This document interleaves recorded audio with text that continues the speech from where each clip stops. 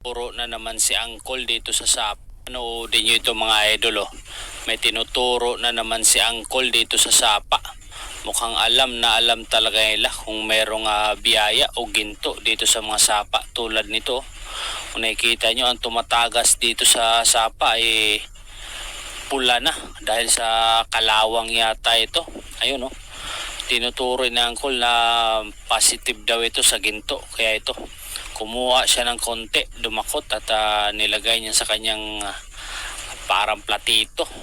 At inuhugasan niya dito sa sapa na pulang-pula pati yung tubig. Parang kalawang yata ito. Ito mga idol, panoorin natin ang resulta ng kanyang tinutukoy kung meron ba talaga. At ayun, unti-unti nating nakikita ang nainilaw na ginto at pinong-pino. Napakagaling ni Uncle maghanap talaga ng spot. Ayun oh, positive. Napakadami. Paldo si Uncle dito sa kanyang spot na napuntahan.